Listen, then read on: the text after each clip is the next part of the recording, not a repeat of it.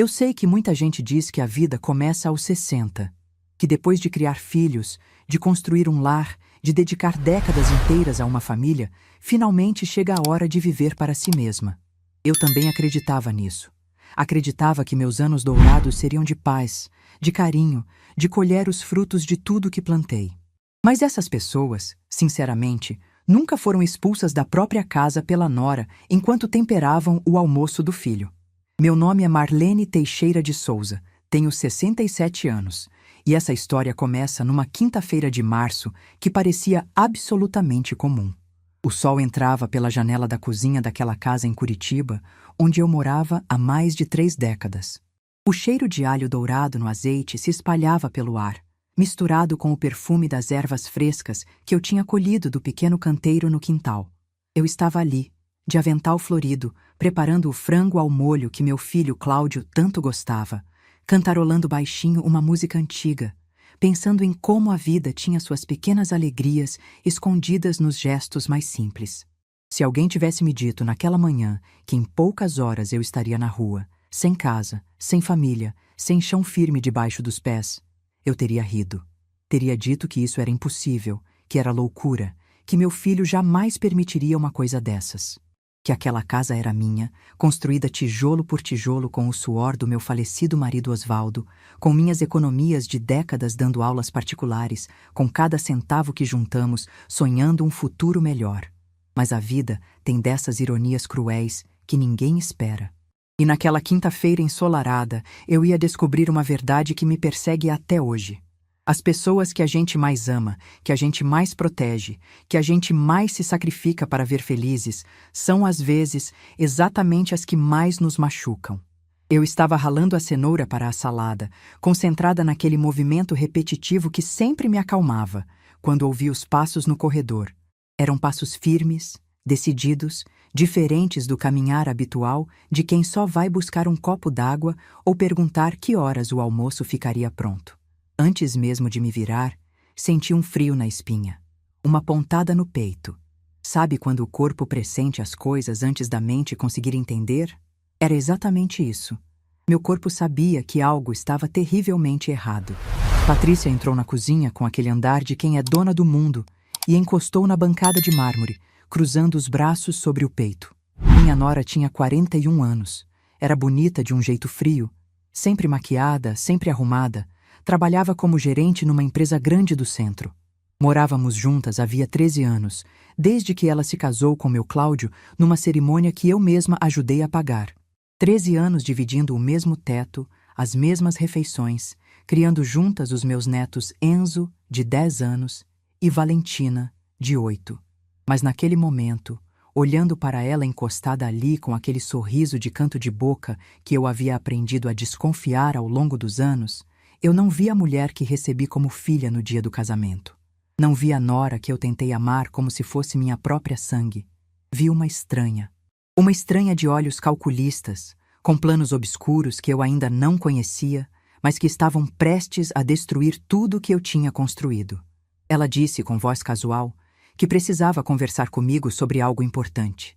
Disse com aquele tom de quem fala do tempo, de quem comenta sobre o preço do tomate no mercado, de quem pede para passar o sal.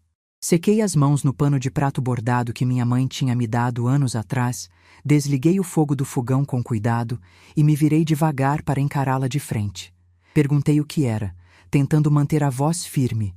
O que saiu da boca dela nos segundos seguintes mudou minha vida para sempre. E não é força de expressão, é a mais pura verdade. Patrícia explicou, com uma frieza que me gelou a alma, que a mãe dela, Dona Berenice, estava passando por dificuldades financeiras sérias, que tinha perdido o apartamento onde morava em Ponta Grossa, não conseguia mais pagar o aluguel e precisava urgentemente de um lugar para ficar. E que ela e Cláudio tinham conversado longamente e decidido, juntos, que a melhor solução seria a mãe dela vir morar ali, na minha casa, no meu quarto. No espaço que eu ocupava há 32 anos, desde que Osvaldo e eu compramos aquele terreno com nossas economias de recém-casados. Fiquei em silêncio por alguns segundos, processando aquelas palavras, esperando ela continuar, esperando ela explicar onde eu entraria nessa equação toda. esperando ouvir que iam construir um quartinho nos fundos do quintal, ou que íamos nos apertar um pouco no espaço, ou qualquer coisa que fizesse um mínimo de sentido dentro daquela situação absurda. Mas o que ela disse em seguida foi completamente diferente de tudo que eu poderia imaginar. Ela disse, ainda com aquela calma irritante, que não havia espaço suficiente para todo mundo na casa. Que eram 3 quartos no total, um para ela e Cláudio, um para Enzo, um para Valentina. E que, portanto, seguindo essa lógica cruel, eu precisaria procurar outro lugar para morar. Disse que já tinha pesquisado algumas casas de repouso na região, que os preços eram até razoáveis, que com minha aposentadoria eu conseguiria pagar sem grandes apertos. Falou tudo isso como se estivesse me dando uma dica de restaurante ou sugerindo um filme para assistir no fim de semana. Senti o chão sumir debaixo dos meus pés, literalmente. Precisei me apoiar na bancada fria para não cair, para não desabar ali mesmo no piso da cozinha que eu limpava todos os dias de joelhos. Minhas pernas tremiam. Meu coração disparou tão forte que eu conseguia ouvir cada batida ecoando nos meus ouvidos. Perguntei, com a voz falhando e embargada, se Cláudio sabia daquilo. Se meu filho, o menino que eu criei sozinha depois que Osvaldo partiu, concordava em me mandar para um asilo para dar lugar à sogra. Patrícia deu uma risadinha debochada e disse que claro que ele sabia. Que tinha sido decisão dos dois, conversada e combinada. Mas que ele não tinha coragem de me falar pessoalmente, então tinha inventado uma reunião urgente e ido trabalhar mais cedo naquela manhã para evitar a conversa difícil. Ela disse isso com um sorrisinho de escárnio, como se achasse graça da covardia do próprio marido. Que homem, não é? Que filho! Não consegue nem olhar nos olhos da própria mãe para dizer que está me expulsando da minha própria casa. Meu coração, que já estava acelerado, parecia querer saltar pela boca. Minhas mãos tremiam tanto que tive que escondê-las atrás do corpo. Perguntei, tentando manter alguma compostura, quando ela queria que eu saísse. Perguntei achando, ingenuamente, que teria pelo menos algumas semanas para me organizar, para encontrar um lugar decente, para processar aquela informação absurda que tinha acabado de desabar sobre minha cabeça. Ela olhou para o relógio redondo na parede da cozinha, aquele mesmo relógio que eu tinha comprado com meu próprio dinheiro anos atrás, e disse com uma naturalidade assustadora. Se eu pudesse ir embora hoje mesmo seria ótimo, perfeito na verdade, porque a mãe dela chegaria de ônibus amanhã, bem cedinho, e precisava encontrar o quarto arrumado e pronto para ela. Hoje. Ela queria que eu saísse hoje. Que eu juntasse 67 anos de vida, de memórias, de história, em apenas algumas horas e desaparecesse dali como fumaça.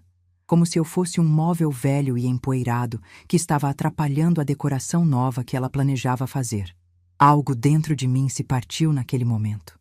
Algo que eu nem sabia que ainda estava inteiro depois de tantas pequenas humilhações ao longo dos anos. Mas junto com essa quebra, algo novo também começou a nascer. Uma clareza mental que eu não sentia há muito tempo. Uma força antiga que eu tinha esquecido que existia dentro de mim. Perguntei, com uma calma que me surpreendeu profundamente, onde exatamente ela achava que eu iria. Se ela tinha a mínima noção do que estava me pedindo. Se ela entendia de verdade que aquela casa era minha. Que eu tinha construído cada canto com minhas próprias mãos. Que cada parede, cada azulejo, cada rosa do jardim da frente tinha minha história, meu suor, minha vida inteira. Foi então que Patrícia fez algo que eu nunca vou esquecer enquanto eu viver e respirar neste mundo. Ela desencostou da bancada com um movimento brusco, deu 2 passos largos na minha direção e apontou o dedo indicador para a porta da cozinha que dava para a sala. Seus olhos, que normalmente eram de um castanho sem graça, brilhavam agora com algo que eu só posso descrever como puro desprezo. E então, ela gritou, com uma voz estridente que ecoou por cada canto daquela casa que eu construí. Essa casa é minha agora. Vai morar na rua se precisar, mas aqui você não fica mais. O silêncio que se seguiu foi ensurdecedor, tão denso que eu quase podia tocá-lo com as mãos. Olhei para aquela mulher que eu tinha recebido na minha casa há 13 anos, para o dedo dela apontado na minha direção como uma arma, para o rosto contorcido de raiva e satisfação. E pela primeira vez em todos aqueles anos de convivência, Eu a vi de verdade. Vi a pessoa que ela sempre foi por baixo das máscaras de educação e gentileza forçada. Vi a mulher que tinha entrado na minha casa como visita, comido na minha mesa como família, usado meu trabalho incansável para criar os filhos dela enquanto construía sua carreira, e que agora me tratava como lixo descartável. Mas eu não gritei de volta. Não chorei. Não implorei. Não me ajoelhei pedindo clemência. Fiz algo completamente diferente. Algo que ela jamais esperava.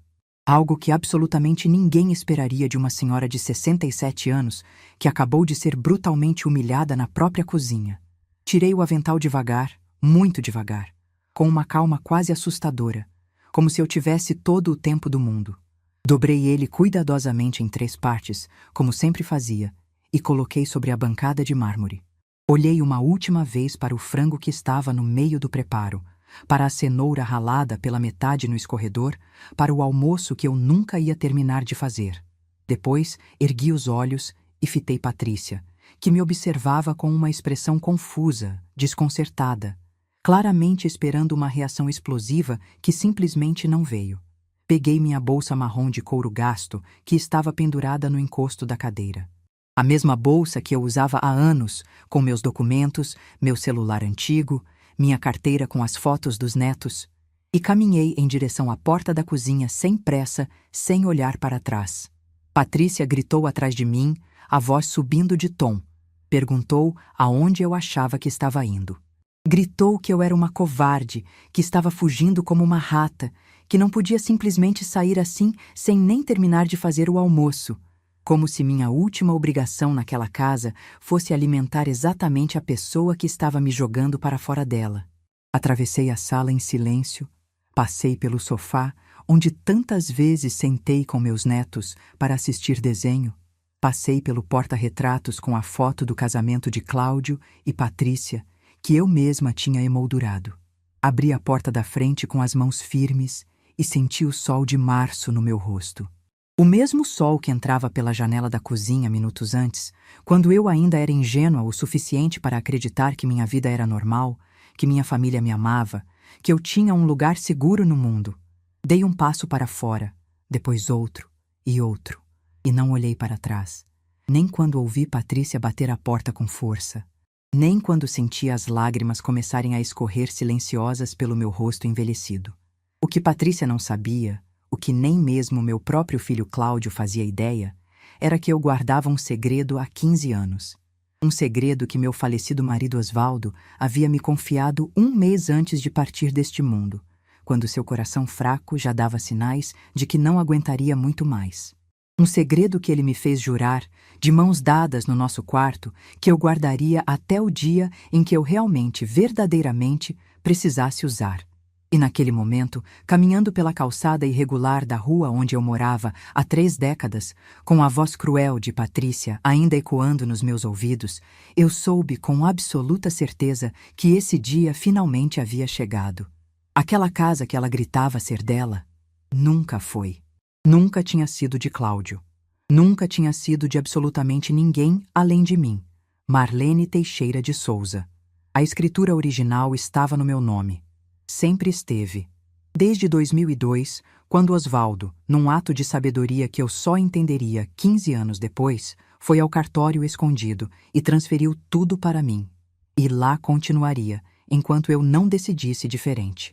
Patrícia achou que estava expulsando uma velha indefesa e sem opções. Achou que eu ia aceitar calada, engolir mais essa humilhação, implorar por um cantinho qualquer para dormir. O que ela não sabia, o que ela nem podia imaginar, era que tinha acabado de declarar guerra à pessoa errada. 3 dias. Ela teria apenas 3 dias para descobrir a verdade. E quando esse momento chegasse, quando ela finalmente entendesse o tamanho do erro que cometeu, absolutamente nada mais seria como antes. Mas isso ela ainda não sabia. E eu, caminhando em direção à casa da minha amiga Teresa, com o coração despedaçado, mas a mente mais clara do que nunca, já estava planejando friamente cada detalhe do que viria a seguir. Porque existe uma coisa fundamental que as pessoas esquecem sobre as mulheres da minha idade. Nós não chegamos até aqui por acaso, por sorte ou por milagre. Não sobrevivemos a casamentos difíceis, a perdas devastadoras, a décadas de luta silenciosa, para sermos descartadas como trapos velhos por quem não tem nem metade da nossa história, da nossa força, da nossa experiência de vida. Patrícia queria guerra. Pois bem, ela teria a guerra que pediu. Só que dessa vez, a velha inútil que ela tanto desprezava, que ela tanto humilhou ao longo dos anos, seria exatamente quem daria o golpe final.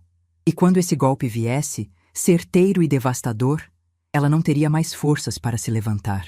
Para vocês entenderem o peso do que aconteceu naquela cozinha, preciso voltar no tempo. Preciso abrir feridas que eu mantive fechadas por anos, revisitar momentos que eu preferia esquecer, contar verdades que nunca saíram da minha boca. Porque aquela quinta-feira não foi um raio em céu azul. Foi o resultado de anos e anos de pequenas crueldades, de desrespeitos acumulados, de uma mulher que foi se apagando aos poucos dentro da própria casa até quase desaparecer por completo. Tudo começou muito antes de Patrícia. Começou no dia em que perdi Osvaldo, há 15 anos, quando meu mundo desmoronou pela primeira vez. Osvaldo e eu nos conhecemos num baile de igreja em 1975. Eu tinha 19 anos, ele tinha 23. Era um homem simples, trabalhador, de mãos calejadas e sorriso fácil. Trabalhava como contador numa transportadora e sonhava em ter uma casa própria, uma família grande, uma vida tranquila. Eu me apaixonei por aquele sorriso antes mesmo de saber seu nome. Nos casamos em 1977, numa cerimônia pequena na mesma igreja onde nos conhecemos. Minha mãe chorou o dia inteiro de felicidade. Meu pai, que era um homem de poucas palavras, me abraçou na porta da igreja e disse baixinho no meu ouvido que eu tinha escolhido bem, que Osvaldo era homem de verdade. E era. Durante os 27 anos que passamos juntos, Osvaldo nunca levantou a voz para mim. Nunca me desrespeitou, nunca me diminuiu, nunca me fez sentir menos do que eu era. Quando eu errava, ele corrigia com carinho. Quando eu acertava, ele celebrava como se fosse vitória dele também. Era meu parceiro em tudo, meu melhor amigo, minha rocha num mundo que às vezes parecia querer me derrubar. Compramos o terreno da nossa casa em 1985, depois de 8 anos juntando cada centavo. Era um lote no bairro Água Verde, numa rua de terra batida que hoje é toda asfaltada e arborizada. Construímos a casa aos poucos, um cômodo de cada vez. Primeiro a sala e a cozinha, onde moramos por 2 anos enquanto juntávamos dinheiro para o resto. Depois os quartos, o banheiro, a varanda. Cada tijolo daquela construção tinha o suor das nossas mãos, as economias das nossas noites mal dormidas, os sonhos que compartilhávamos deitados no colchão fino daquela primeira sala improvisada. Cláudio nasceu em 1989, quando eu já tinha 33 anos e havia quase desistido de ser mãe. Foi uma gravidez difícil, cheia de sustos e repouso absoluto.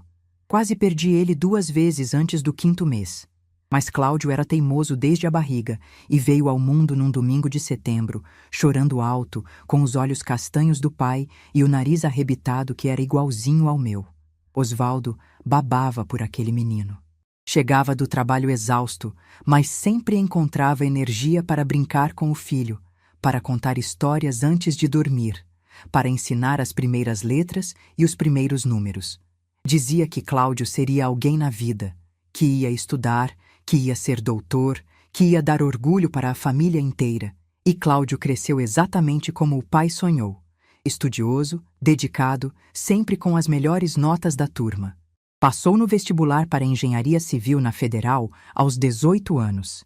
E eu me lembro de Osvaldo chorando de orgulho no dia que o resultado saiu. Chorando sem vergonha, na frente dos vizinhos, abraçando o filho como se fosse a última vez. E quase foi. 2 meses depois da aprovação de Cláudio, num sábado de manhã que começou como qualquer outro, Osvaldo teve um infarto fulminante. Estava sentado no sofá da sala, lendo o jornal, quando de repente levou a mão ao peito e me olhou com uma expressão que nunca vou esquecer. Era um olhar de despedida. Um olhar de quem sabe que chegou a hora. Ele caiu nos meus braços antes que eu pudesse gritar por socorro.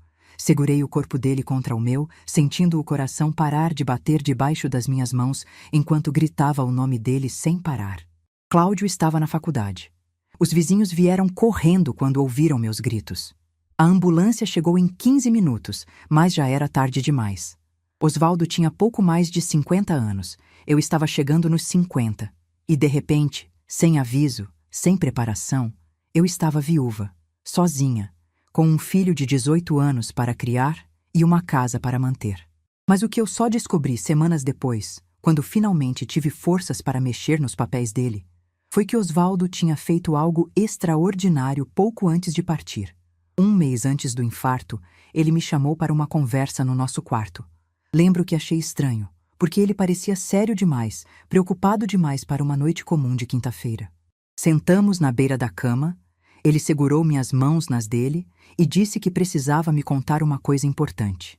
Disse que tinha ido ao cartório naquela semana e registrado a casa exclusivamente no meu nome.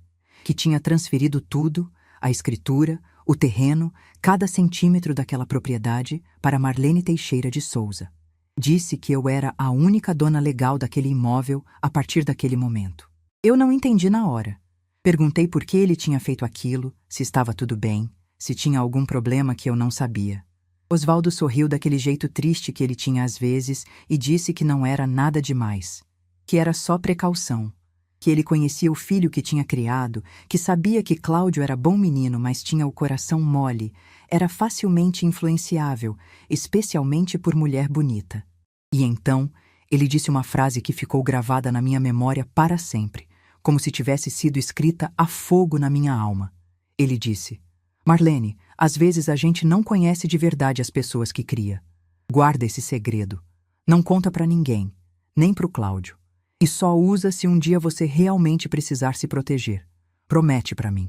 Eu prometi achando que era exagero. Que era a paranoia de um homem preocupado demais com o futuro.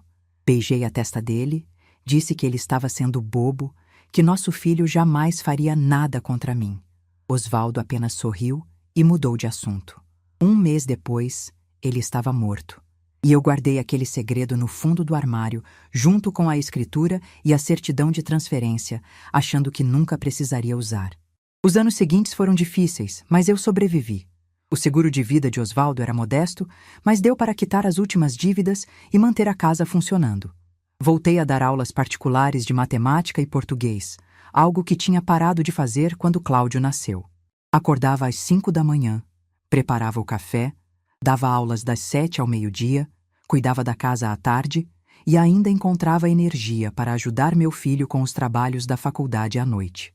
Cláudio se formou em engenharia civil aos 22 anos. Eu chorei a cerimônia inteira, sozinha na plateia, desejando com todas as forças que Osvaldo pudesse estar ali para ver o filho que ele tanto amou receber o diploma. Mas ele tinha partido 4 anos antes, levando com ele metade do meu coração. Nosso menino tinha conseguido. Era doutor, como o pai sonhou. Arrumou emprego numa construtora grande e parecia finalmente estar encontrando seu caminho. Foi quando ele conheceu Patrícia. Ela trabalhava como secretária na mesma empresa, uma moça de 28 anos. Bonita, ambiciosa, de família simples como a nossa. Cláudio se apaixonou perdidamente, como só os homens de coração mole conseguem se apaixonar. Em 6 meses já estavam noivos, e ele veio me pedir a bênção com os olhos brilhando de felicidade. O que eu poderia dizer? Meu filho estava feliz. A moça parecia educada, gentil, interessada em construir uma família. Eu dei minha bênção de coração aberto, sem desconfiar de nada. O casamento foi marcado para o ano seguinte. E foi aí que as coisas começaram a mudar. Patrícia veio me mostrar o vestido dos sonhos dela numa tarde de sábado. Era um vestido importado, cheio de rendas e bordados, que custava R$ 8.000. Dinheiro que eles não tinham, porque estavam começando a vida, juntando para o apartamento próprio que nunca chegaram a comprar. Ela me mostrou as fotos com os olhos cheios de lágrimas, dizendo que era o vestido perfeito, que tinha sonhado com ele desde criança, mas que infelizmente não teria como pagar.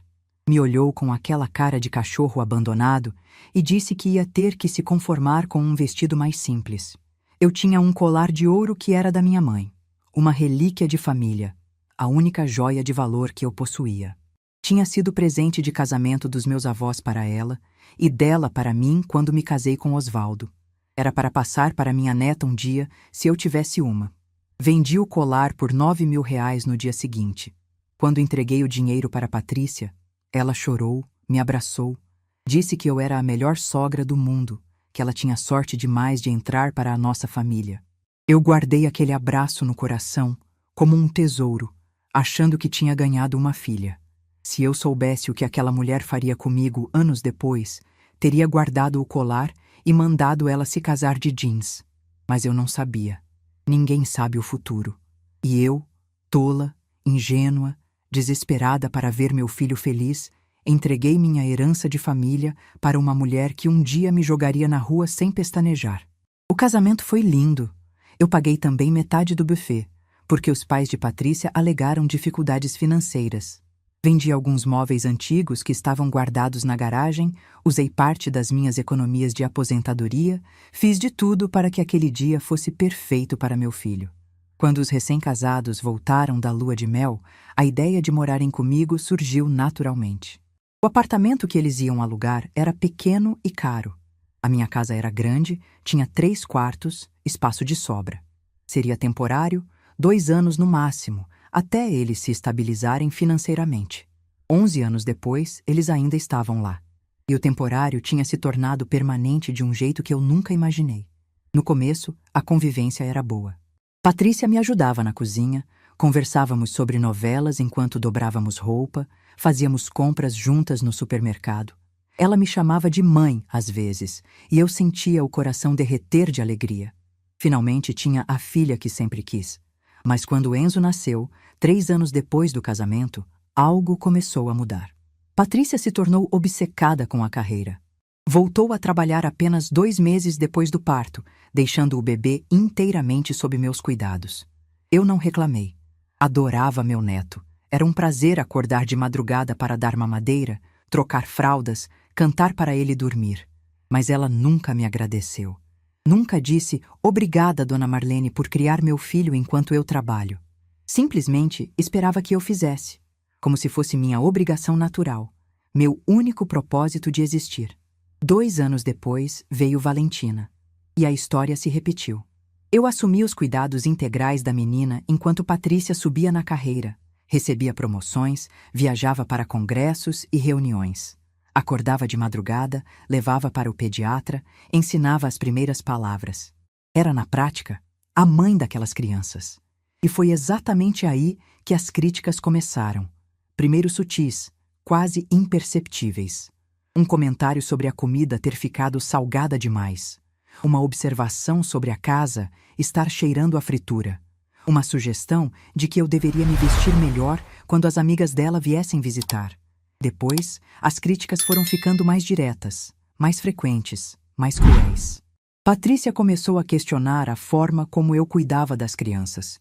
Disse que eu era permissiva demais, que deixava eles comerem doce, que não impunha limites adequados. Comecei a ser mais rígida, mesmo achando que crianças precisam de amor e não de dureza. Mas nunca estava bom, nunca era suficiente. Ela criticou minha aparência. Disse que eu não me arrumava, que usava roupa de velha, que envergonhava ela na frente das colegas de trabalho.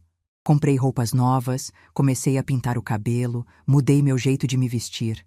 Tudo para agradá-la, tudo para manter a paz. E Cláudio? Meu filho assistia tudo calado. Às vezes tentava defender, mas bastava um olhar de Patrícia para ele se calar. O menino que eu criei tinha se tornado um homem sem voz dentro do próprio casamento. E eu, aos poucos, fui me tornando invisível dentro da própria casa. Até o dia em que ouvi uma conversa que mudou tudo. Era uma tarde comum, e eu estava no corredor indo buscar uma toalha no armário. A porta do quarto deles estava entreaberta, e a voz de Patrícia chegou clara aos meus ouvidos. Ela estava no telefone com uma amiga, rindo, falando alto como quem não se importa em ser ouvida. E o que ela disse me paralisou no lugar. Ela disse que a velha achava que era dona da casa, que ficava se fazendo de importante, mas que em breve iam dar um jeito de se livrar de mim. Que já tinha conversado com a mãe dela, que Dona Berenice viria morar ali assim que eles conseguissem me despachar para um asilo. Disse que era só questão de tempo até convencer Cláudio a assinar os papéis. Minhas pernas fraquejaram. Precisei me apoiar na parede para não desabar ali mesmo no corredor. A mulher por quem eu tinha vendido o colar da minha mãe estava planejando me jogar num asilo. A mulher cujos filhos eu criei como se fossem meus queria me descartar como um objeto sem utilidade. Naquela noite, depois que todos dormiram, fui até o fundo do armário e peguei a pasta que Osvaldo tinha me dado 15 anos antes. Li a escritura 3 vezes, com lágrimas escorrendo pelo rosto. A casa estava no meu nome. Sempre esteve e sempre estaria. Guardei o documento de volta e decidi esperar. Talvez eu tivesse entendido errado. Talvez fosse apenas desabafo. Talvez as coisas melhorassem. Esperei 2 anos. 2 anos de mais humilhações, mais críticas, mais invisibilidade. Até que chegou aquela quinta-feira na cozinha, quando Patrícia finalmente mostrou quem sempre foi. E eu, a velha inútil que ela tanto desprezava, finalmente tive a oportunidade de mostrar quem eu sempre fui também.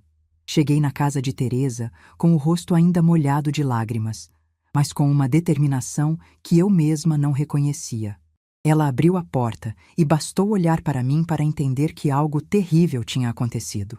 Não perguntou nada. Apenas abriu os braços e me deixou chorar no ombro dela pelo que pareceram horas, ali mesmo na varanda, sem se importar com os vizinhos que passavam na rua. Teresa era minha amiga há mais de 20 anos. Tinha sido colega de Osvaldo na transportadora, e quando ele partiu, ela foi uma das poucas pessoas que continuou presente na minha vida. Nunca me abandonou, nunca sumiu, nunca fingiu que eu não existia como tantos outros fizeram. Era viúva também, morava sozinha numa casa pequena, a 3 quadras da minha, e tinha um coração do tamanho do mundo. Quando finalmente consegui parar de chorar, ela me levou para dentro, preparou um chá de camomila e sentou na minha frente esperando eu falar. E eu contei tudo, desde a conversa telefônica que tinha ouvido 2 anos antes até a cena daquela tarde na cozinha. Contei sobre o dedo de Patrícia apontado para mim, sobre os gritos dela ecoando pela casa, sobre a frieza com que ela me mandou para a rua como se eu fosse um cachorro velho que ninguém mais queria. Teresa ouviu tudo em silêncio, com os olhos cada vez mais arregalados de indignação. Quando terminei, ela bateu a mão na mesa com uma força que me assustou e disse palavras que não vou repetir aqui, mas que resumiam muito bem o que qualquer pessoa decente pensaria daquela situação. E então, ela perguntou o que eu pretendia fazer. Foi nesse momento que algo dentro de mim mudou definitivamente. Eu podia chorar, podia me lamentar, podia aceitar aquela humilhação e passar o resto dos meus dias me sentindo uma vítima. Ou podia fazer o que Osvaldo sempre me ensinou: levantar a cabeça e lutar pelo que era meu por direito. Olhei para Teresa e disse que precisava fazer 2 coisas. Primeiro, pedir para ficar na casa dela por alguns dias. Segundo, ligar para o doutor Maurício, o advogado que tinha cuidado do inventário de Osvaldo 15 anos atrás. Teresa concordou na hora com a primeira coisa. Disse que eu podia ficar o tempo que precisasse, que a casa era simples, mas tinha espaço de sobra para nós 2. Quanto à segunda, ela me olhou com curiosidade e perguntou por que eu precisava de um advogado. Foi quando eu contei para ela o segredo que tinha guardado por 15 anos. Contei sobre a conversa que tive com Osvaldo 1 mês antes dele partir, sobre a transferência da escritura, sobre a promessa que fiz de só usar aquela informação se realmente precisasse. Contei que a casa onde Patrícia estava naquele momento comemorando minha expulsão não pertencia a ela, nem a Cláudio, nem a ninguém além de mim. O rosto de Teresa foi mudando conforme eu falava. Passou da surpresa para a incredulidade, da incredulidade para a alegria, e da alegria para algo que eu só posso descrever como admiração vingativa. Quando terminei, ela deu uma gargalhada alta e disse que Osvaldo, mesmo depois de partir, ainda estava cuidando de mim. Que ele sempre foi o homem mais inteligente que ela conheceu. Naquela noite, depois de um jantar simples que mal consegui comer, peguei minha agenda velha que sempre carregava na bolsa e procurei o número do Dr. Maurício. Estava ali, escrito com a letra do próprio Osvaldo, numa página amarelada pelo tempo. Meus dedos tremiam enquanto discava no celular. Ele atendeu no 3º toque. A voz estava mais velha, mais cansada, mas ainda tinha aquela firmeza que eu lembrava das reuniões sobre o inventário. Quando me identifiquei, houve um silêncio de alguns segundos. Depois ele disse meu nome com surpresa, perguntando se estava tudo bem, se tinha acontecido alguma coisa. Respondi que tinha acontecido muita coisa. E perguntei se ele podia me receber no dia seguinte, porque eu precisava da ajuda dele para resolver uma situação urgente. Dr. Maurício disse que sim, sem hesitar. Marcamos para as 9 da manhã no escritório dele, que ficava no centro da cidade. Quando desliguei o telefone, minhas mãos ainda tremiam, mas agora não era mais de medo ou tristeza. Era de antecipação. Mal consegui dormir naquela noite. Ficava pensando em Patrícia, imaginando o que ela estaria fazendo naquele momento. Provavelmente comemorando, ligando para as amigas, contando como tinha finalmente se livrado da sogra chata. Provavelmente arrumando o quarto para receber a mãe no dia seguinte. Provavelmente rindo da velha idiota que saiu de cabeça baixa sem nem reagir. O que ela não sabia era que aquela velha idiota estava apenas começando. Na manhã seguinte, acordei antes do sol nascer. Teresa insistiu em me acompanhar até o escritório do advogado, e eu aceitei porque precisava de apoio moral. Peguei a pasta com os documentos que eu sempre mantinha comigo, aquela mesma pasta que Osvaldo tinha me entregado 15 anos antes, e saímos de casa às 8 da manhã. O escritório do doutor Maurício ficava num prédio antigo do centro, daqueles com elevador de grade e corredores de piso de taco. Subimos até o 3º andar em silêncio, eu apertando a pasta contra o peito como se fosse um escudo. Ele nos recebeu na porta da sala com um abraço apertado. Tinha envelhecido desde a última vez que nos vimos, os cabelos completamente brancos agora, os ombros um pouco mais curvados. Mas os olhos ainda eram vivos, atentos, de quem passou a vida inteira analisando documentos e desvendando mentiras. Sentamos nas cadeiras de frente para a mesa dele e eu comecei a contar tudo desde o início. A convivência difícil com Patrícia, as humilhações ao longo dos anos, a conversa telefônica que ouvi 2 anos antes e, finalmente, a cena na cozinha no dia anterior. Doutor Maurício ouvia sem me interromper, fazendo anotações ocasionais num bloco de papel. Quando terminei, ele tirou os óculos e me olhou com uma expressão séria. Perguntou se eu tinha certeza do que queria fazer. Disse que, uma vez iniciado o processo, não haveria volta. Que eu estaria essencialmente expulsando meu próprio filho da casa onde ele morava há mais de uma década. Respondi que não era eu quem estava expulsando ninguém. Era eu quem estava retomando o que sempre foi meu. Disse que meu filho tinha feito uma escolha quando concordou com a esposa em me jogar na rua, e que agora eu estava fazendo a minha escolha, que se Cláudio quisesse continuar sendo meu filho, ia ter que aprender a me respeitar primeiro. Dr. Maurício ficou em silêncio por um momento, depois assentiu com a cabeça. Disse que entendia, que respeitava minha decisão, e que ia fazer tudo dentro da lei para proteger meus direitos. Pediu para ver os documentos que eu tinha trazido. Abri a pasta com as mãos ainda trêmulas e entreguei para ele a escritura original, a certidão de transferência de 2002, os comprovantes de pagamento de todos os impostos desde então. Doutor Maurício examinou cada papel com atenção, conferindo datas, assinaturas, carimbos.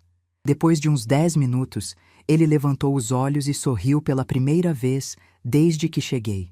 Disse que estava tudo em ordem, que a documentação era impecável, que não havia nenhuma brecha legal que pudessem usar contra mim, que a casa era minha, indiscutivelmente minha, e que eu tinha todo o direito de pedir a desocupação a qualquer momento.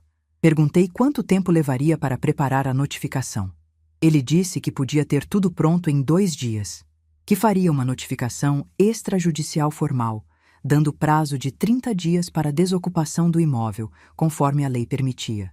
E perguntou se eu queria que ele mesmo entregasse pessoalmente. Disse que sim. Queria que fosse formal, oficial, sem margem para contestação. Queria que Patrícia entendesse que não estava lidando com uma velha indefesa, mas com uma mulher que conhecia seus direitos e tinha meios de fazê-los valer. Antes de sair, Dr. Maurício me fez uma última pergunta. Perguntou se eu tinha onde ficar durante esse período, se precisava de alguma ajuda adicional. Olhei para Teresa ao meu lado e disse que tinha sim, que tinha uma amiga que valia mais que toda a família que me restava. Saímos do escritório com uma sensação estranha no peito. Era uma mistura de alívio e ansiedade, de justiça e culpa. Eu estava prestes a virar a vida do meu próprio filho de cabeça para baixo. mas ele tinha virado a minha primeiro. E diferente dele, eu estava fazendo tudo dentro da lei. Os 2 dias seguintes foram os mais longos da minha vida.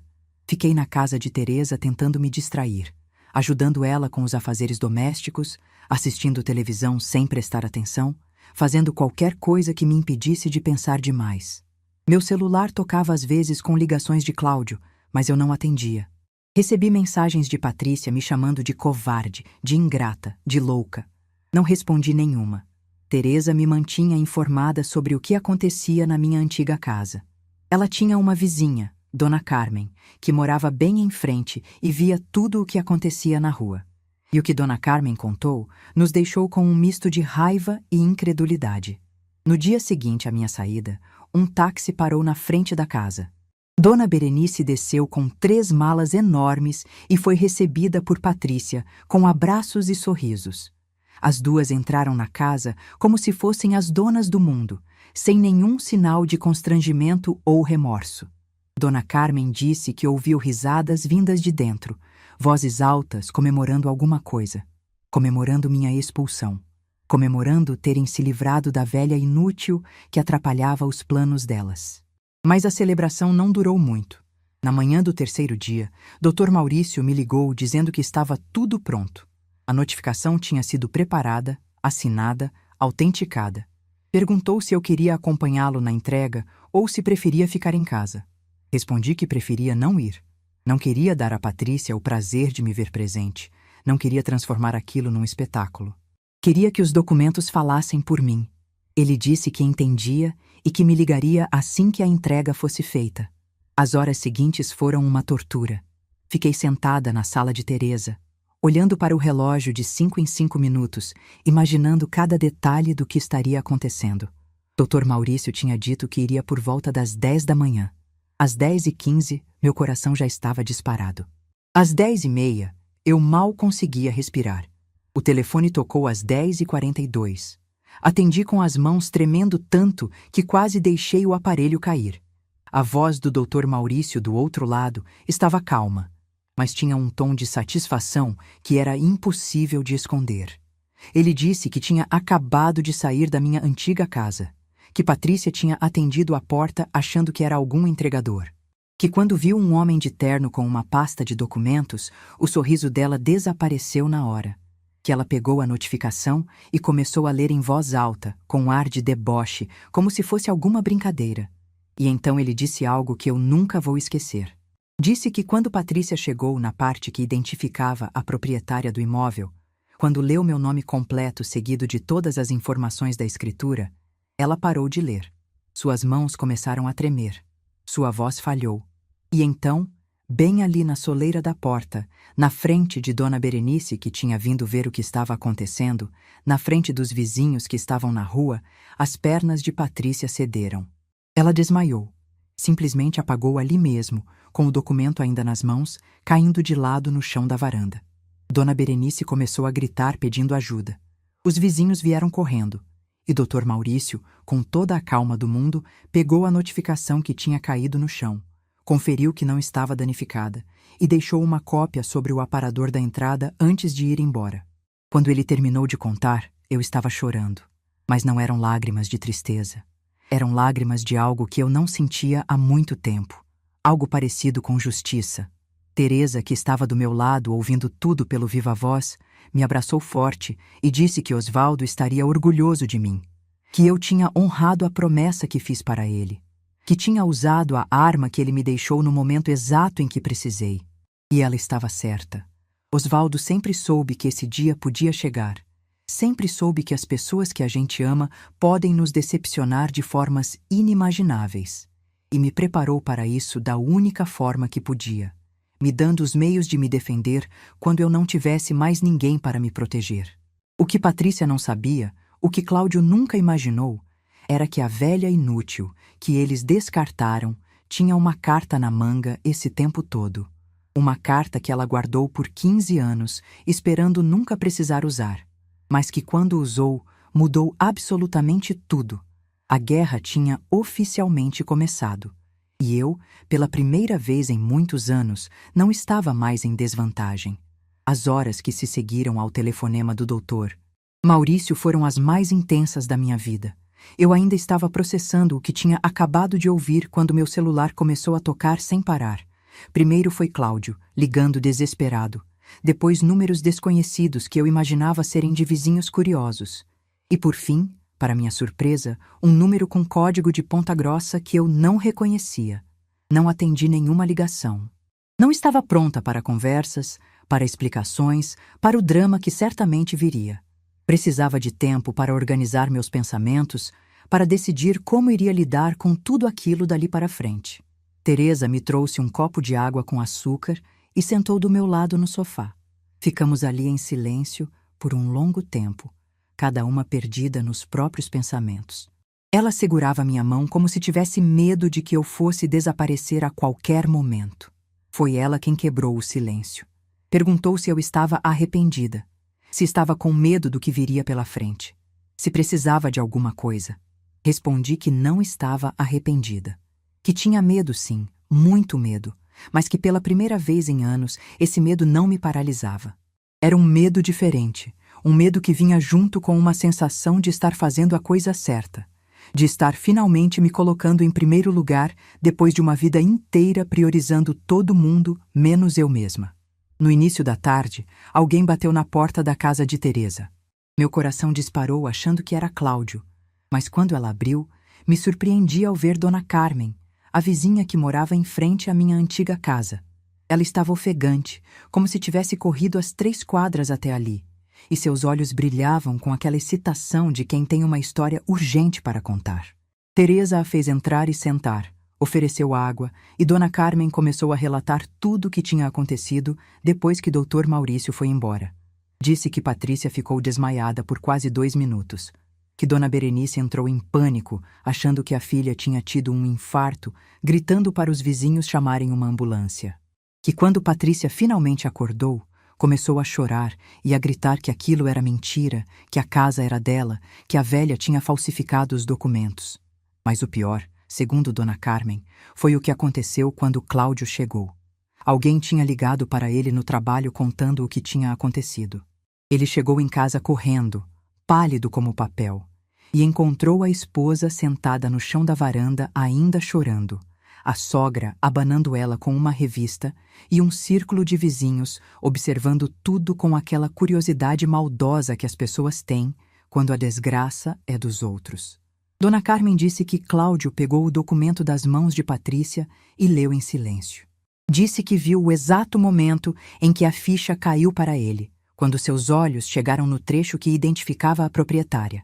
Disse que ele ficou parado por um longo tempo, olhando para aquele papel como se estivesse vendo um fantasma. E então Patrícia começou a gritar com ele. Gritou perguntando como ele não sabia que a casa estava no nome da mãe. Gritou dizendo que ele era um incompetente, um inútil, que tinha deixado ela fazer papel de idiota na frente de todo mundo. Gritou que era culpa dele, que ele deveria ter verificado a documentação antes, que agora estavam todos na rua por causa da burrice dele. Cláudio não respondeu. Segundo Dona Carmen, ele simplesmente largou o documento no chão, entrou em casa e trancou a porta do quarto. Patrícia continuou gritando do lado de fora, batendo na porta, exigindo que ele saísse e resolvesse aquela situação. Mas ele não saiu. Dona Berenice, que tinha ficado esse tempo todo em choque, finalmente encontrou a voz. E o que ela disse surpreendeu a todos que estavam ali. Ela perguntou para Patrícia, com uma voz tremendo de raiva, se era verdade que tinha expulsado a sogra de casa. Perguntou se era verdade que tinha mandado uma senhora de 67 anos morar na rua para dar lugar a ela. Perguntou se era verdade tudo o que ela tinha ouvido nos últimos minutos. Patrícia tentou se justificar. Disse que era complicado, que a velha era difícil de conviver, que ela tinha feito aquilo pensando no bem da família. Mas Dona Berenice não deixou ela terminar. Dona Carmen disse que nunca tinha visto uma mãe olhar para uma filha daquele jeito, com decepção, com vergonha, com nojo. Dona Berenice disse que não tinha criado a filha para ser esse tipo de pessoa, que não tinha ensinado ela a maltratar idosos, a expulsar pessoas de suas próprias casas, a mentir e manipular para conseguir o que queria. E então Dona Berenice disse algo que deixou todos os vizinhos em silêncio absoluto. Disse que não ia ficar nem mais uma hora naquela casa, que não ia ser cúmplice daquela crueldade, que preferia voltar para Ponta Grossa e morar de favor na casa de uma prima do que dividir o teto com uma filha que era capaz de fazer o que Patrícia tinha feito. Patrícia começou a chorar, a implorar, a dizer que a mãe não podia abandonar ela naquele momento. Mas Dona Berenice já estava entrando em casa para pegar suas malas. As mesmas 3 malas enormes que tinha trazido no dia anterior, cheias de esperança de uma nova vida na casa que ela achava que seria da filha. Meia hora depois, um táxi parou na frente da casa. Dona Berenice colocou as malas no porta-malas, entrou no banco de trás e foi embora sem olhar para trás, sem se despedir da filha, sem dizer mais nenhuma palavra. Quando Dona Carmen terminou de contar, eu estava com lágrimas nos olhos. Não de satisfação pela desgraça de Patrícia, mas de algo mais complexo. Era uma mistura de alívio por Dona Berenice ter se mostrado uma pessoa decente, de tristeza por toda aquela situação e de uma pontada de culpa por ter sido o estopim de tanta dor. Teresa, que tinha ouvido tudo em silêncio, me olhou e disse para eu não me sentir culpada. Disse que eu não tinha criado aquela situação, que Patrícia tinha cavado a própria cova com as próprias mãos, que as consequências que ela estava sofrendo eram resultado das escolhas dela, não das minhas. Eu sabia que ela estava certa, mas saber e sentir são coisas muito diferentes. No fim da tarde, Cláudio apareceu na casa de Teresa. Eu estava na cozinha ajudando a preparar o jantar quando ouvi a campainha tocar.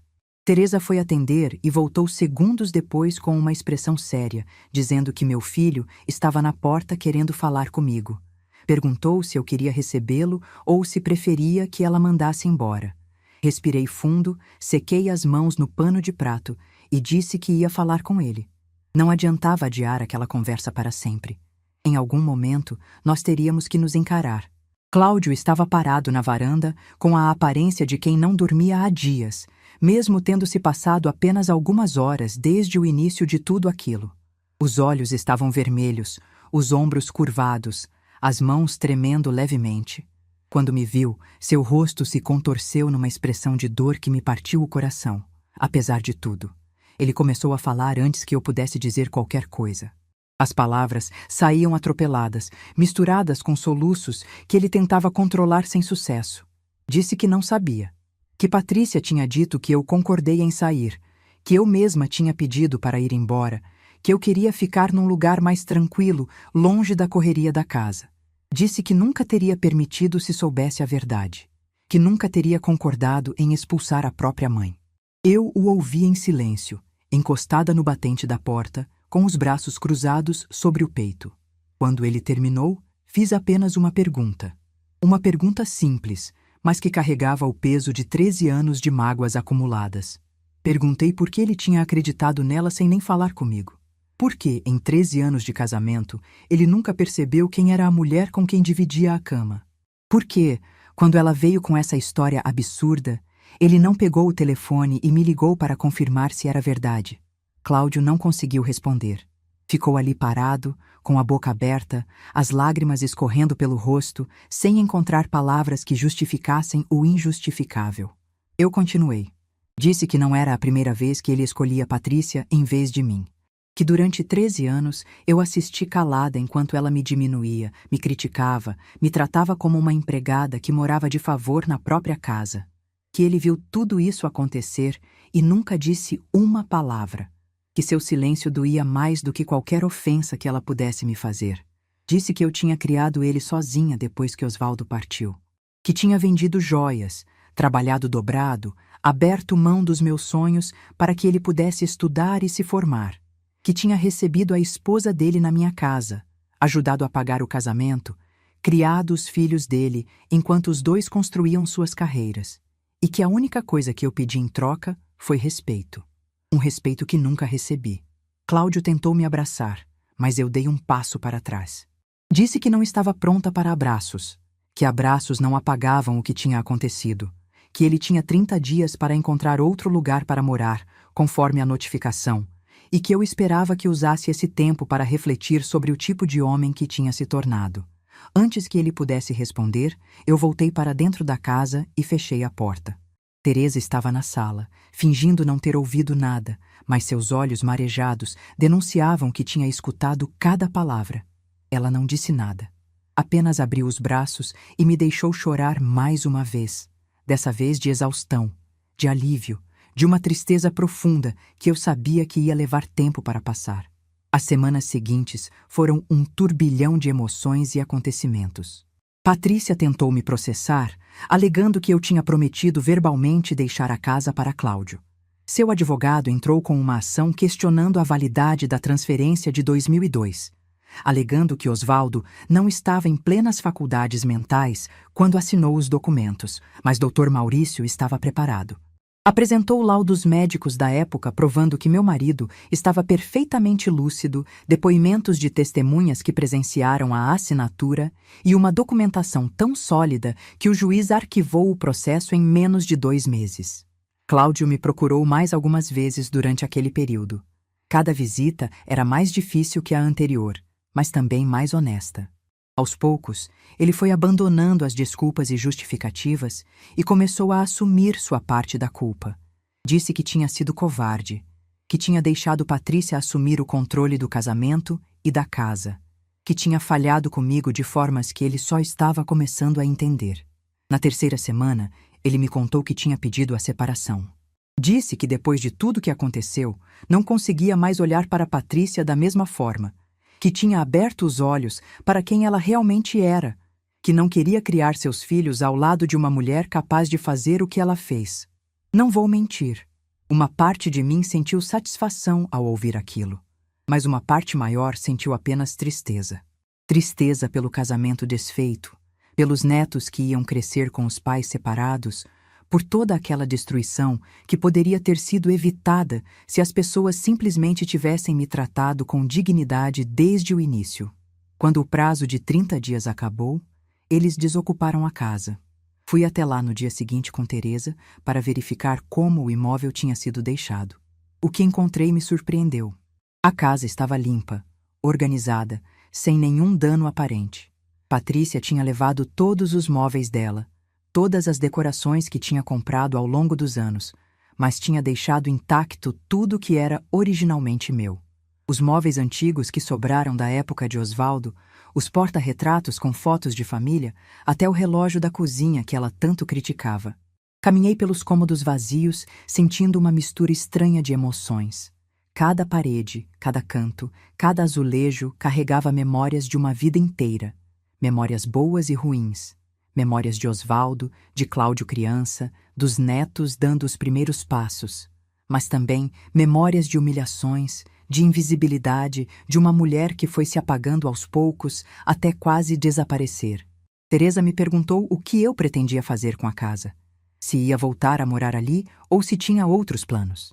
Olhei pela janela da sala para o jardim da frente, para as rosas que eu mesma tinha plantado décadas atrás, e tomei uma decisão que surpreendeu até a mim mesma. Disse que ia vender. Disse que aquela casa tinha memórias demais, fantasmas demais, peso demais para eu carregar sozinha. Que precisava de um recomeço de verdade, num lugar que fosse só meu, sem as sombras do passado me assombrando a cada esquina. Teresa sorriu e disse que Osvaldo ficaria orgulhoso, que ele sempre quis que eu fosse feliz, e que às vezes a felicidade exige coragem para deixar ir o que já não nos serve mais. Ela estava certa. Estava na hora de uma nova fase.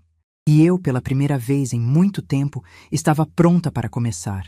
A placa de vendido foi colocada na frente da casa numa manhã de sexta-feira, exatamente 45 dias depois daquela quinta-feira que mudou minha vida para sempre.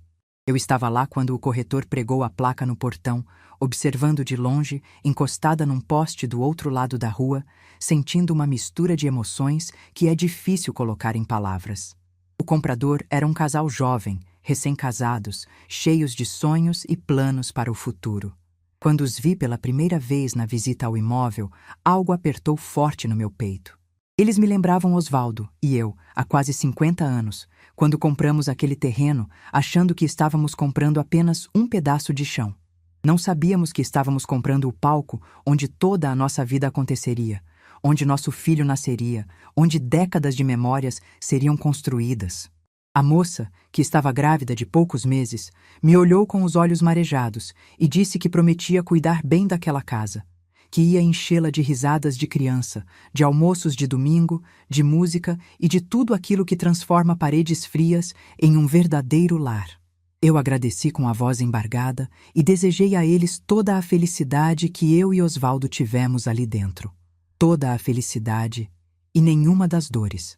Na hora de entregar as chaves, minhas mãos tremeram tanto que quase deixei o molho cair. Era um molho simples, 3 chaves apenas, mas pesava como se fosse feito de chumbo puro. Segurei por um momento contra o peito, fechei os olhos e mentalmente me despedi de cada cômodo daquela casa. Da cozinha onde preparei milhares de refeições com amor. Da sala onde Cláudio deu os primeiros passos cambaleantes.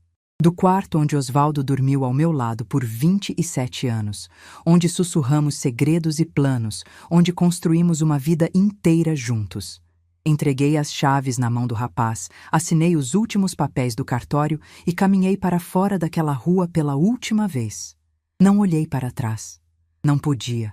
Se olhasse, sabia que não conseguiria ir embora.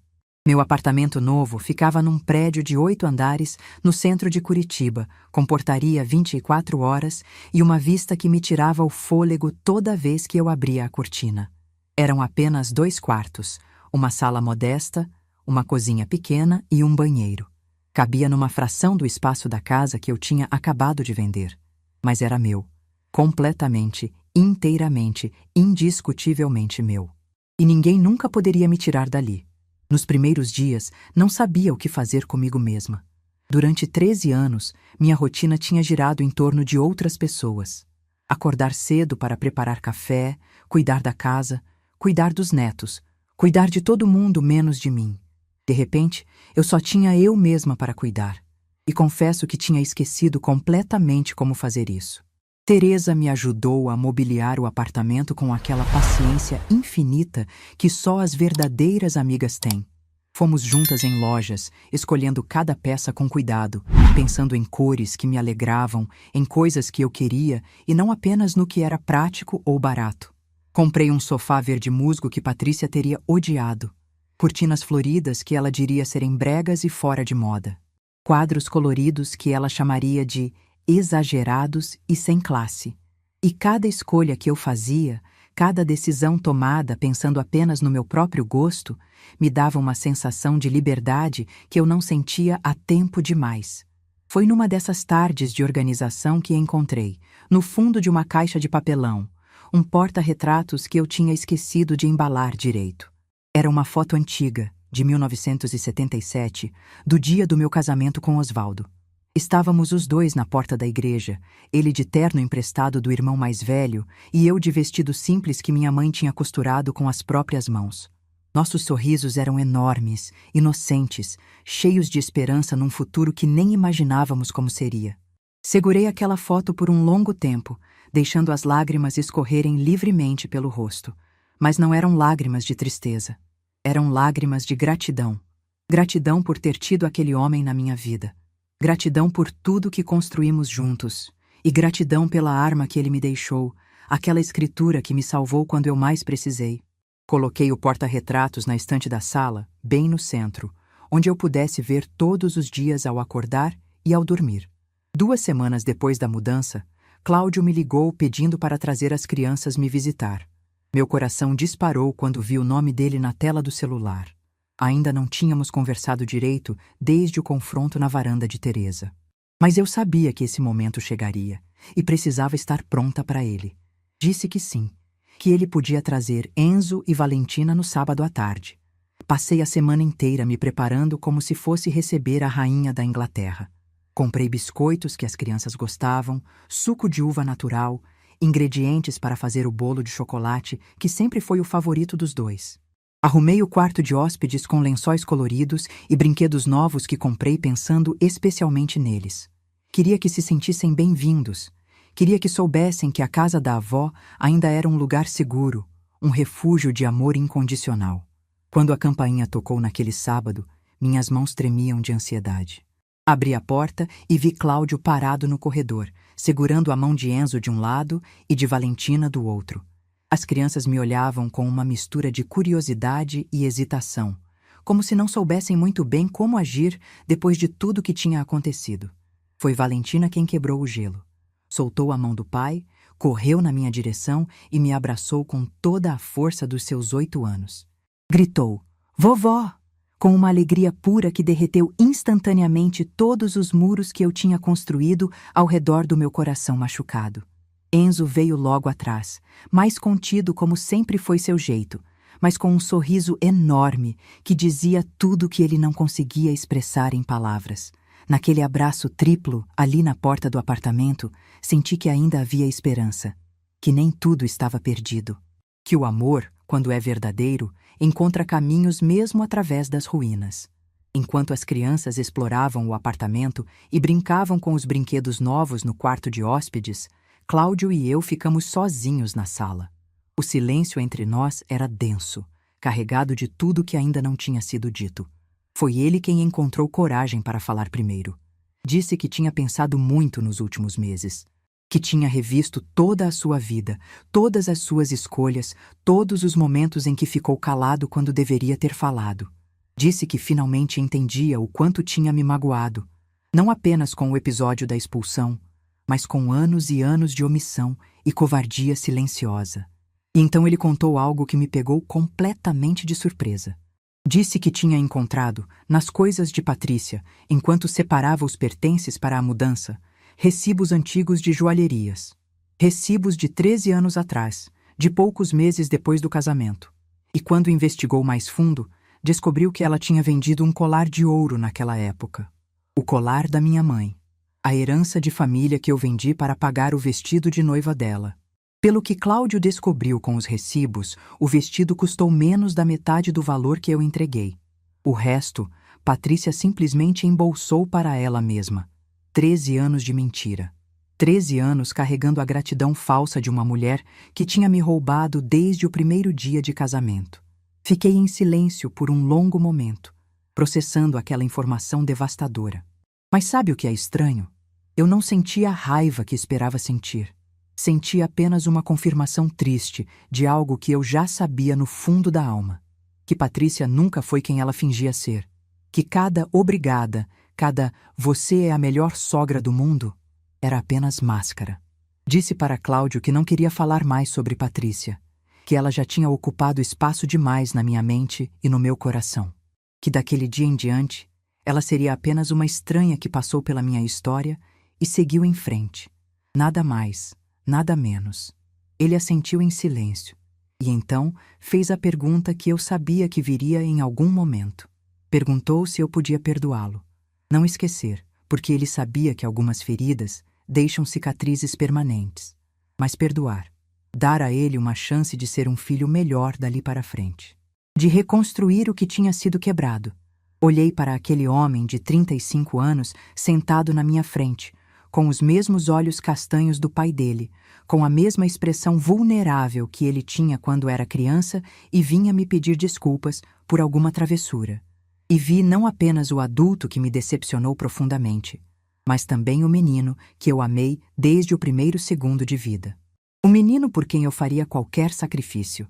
Disse que sim, que o perdoava, mas que nosso relacionamento seria diferente dali para frente. Que eu não seria mais a mãe que abaixa a cabeça e aceita tudo calada para evitar conflito. Que se ele quisesse fazer parte da minha vida, teria que me respeitar como pessoa, como Marlene, não apenas como a avó conveniente dos filhos dele. Cláudio concordou com lágrimas escorrendo pelo rosto. E pela primeira vez em muitos anos, nos abraçamos de verdade. Um abraço de recomeço, de segunda chance, de duas pessoas que se machucaram, mas escolheram tentar de novo. Os meses seguintes foram de reconstrução. Não apenas da minha relação com Cláudio, mas de mim mesma como pessoa. Comecei a fazer coisas que tinha adiado a vida inteira. Me inscrevi numa academia para a terceira idade e descobri que adorava hidroginástica. Entrei num grupo de leitura na biblioteca do bairro e fiz amizades verdadeiras que me enchiam de energia. Aprendi a usar o celular direito, criei perfil em rede social, reconectei com primas distantes que não via há décadas, e numa manhã ensolarada de novembro, realizei um sonho que carregava desde menina. Peguei um ônibus para o litoral do Paraná e fui finalmente conhecer o mar. Eu tinha 67 anos e nunca tinha visto o oceano de perto. Parece absurdo, mas era a pura verdade. A vida sempre tinha outras prioridades mais urgentes. O mar podia esperar. E esperou por quase 7 décadas. Quando desci na areia de Matinhos e vi aquela imensidão azul se estendendo infinita até o horizonte, chorei como uma criança. Tirei os sapatos, deixei a água gelada molhar meus pés cansados e ri sozinha, como uma louca feliz, enquanto as ondas iam e vinham ao meu redor. Uma senhora que passava me perguntou se eu estava bem. Respondi que nunca tinha estado tão bem em toda a minha vida. Hoje, 8 meses depois daquela quinta-feira na cozinha, sento na varanda do meu apartamento e olho para a cidade se acendendo com as luzes da noite. Penso em Osvaldo e em como ele estaria orgulhoso de me ver assim. Livre, feliz, dona do meu próprio destino. Penso na frase que ele me disse um mês antes de partir. Às vezes a gente não conhece as pessoas que cria. Ele estava certo. Mas o que ele talvez não soubesse é que às vezes a gente também não conhece a si mesmo. Não até ser obrigado a descobrir. Patrícia quis me destruir. Mas o que ela fez, sem querer, foi me libertar. Me obrigou a encontrar uma força que eu não sabia que tinha. Não tenho raiva dela. Tenho apenas indiferença. Ela é uma página virada. O que eu tenho é gratidão. Por Osvaldo, que me protegeu mesmo depois de partir. Por Teresa, que me acolheu. Pelos meus netos, que me lembram que ainda tenho muito amor para dar. E por mim mesma, por ter encontrado coragem quando mais precisei. Aos 67 anos, aprendi que nunca é tarde para recomeçar. Nunca é tarde para se valorizar. Nunca é tarde para exigir respeito. Você não precisa aceitar migalhas quando merece o banquete inteiro. Você não precisa ser invisível para ser amada, porque o verdadeiro amor não exige que você desapareça. Ele exige que você seja, inteiramente, corajosamente, você mesma. E essa mulher, a mulher que eu sempre fui, mas tinha esquecido, finalmente está de volta, para ficar. Se essa história tocou seu coração, deixe seu like, se inscreva no canal e comente aqui embaixo. No meu lugar, o que você faria? Sua mensagem pode iluminar o dia de alguém.